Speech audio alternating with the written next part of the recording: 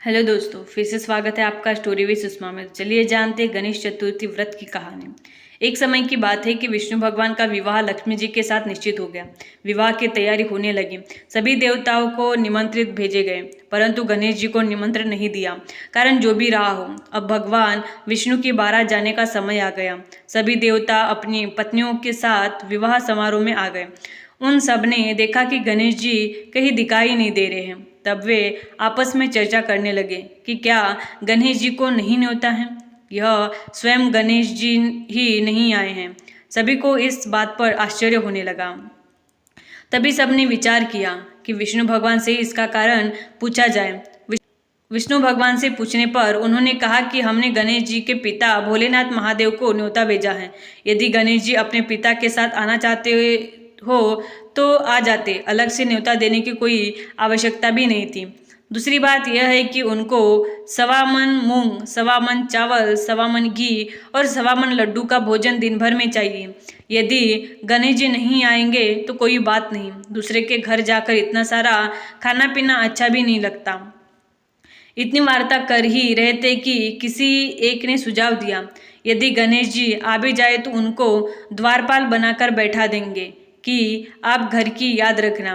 आप तो चूहे पर बैठकर धीरे धीरे चलोगे तो बारात से बहुत पीछे रह जाओगे। यह सुझाव सबको पसंद आ गया तो विष्णु भगवान ने भी अपनी सहमति दे दी। होना क्या था कि इतने में गणेश जी वहां आ पहुंचे और उन्हें समझा बुझाकर घर की रखवाली करने बैठा दिया।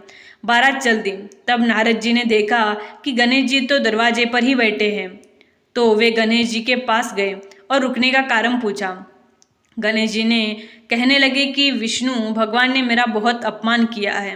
नारद जी ने कहा कि आप अपनी मूषक सेना को आगे भेज दें तो वह रास्ता खोद देगी, जिससे उनके वाहन धरती में धंस जाएंगे। तब आपको सम्मानपूर्वक बुलाना पड़ेगा। अब तो गणेश जी ने अपनी मूषक सेना जल्दी से आगे भेज दी और सेना ने जमीन पोली कर दी।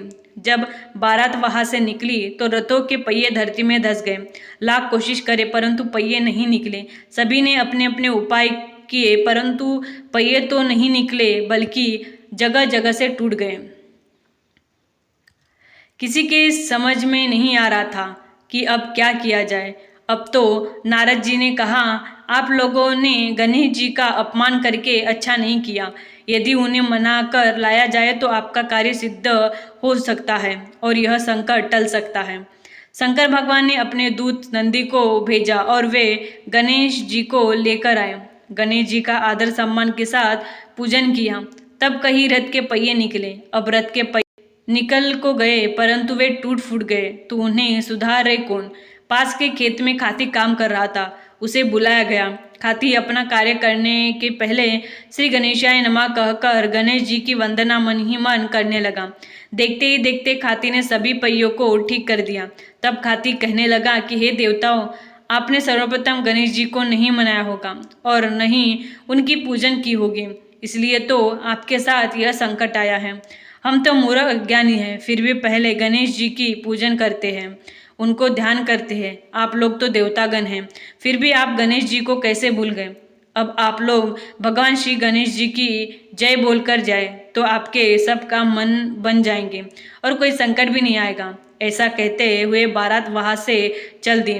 विष्णु भगवान का लक्ष्मी जी के साथ विवाह संपन्न करा के सभी सकुल घर लौट आए।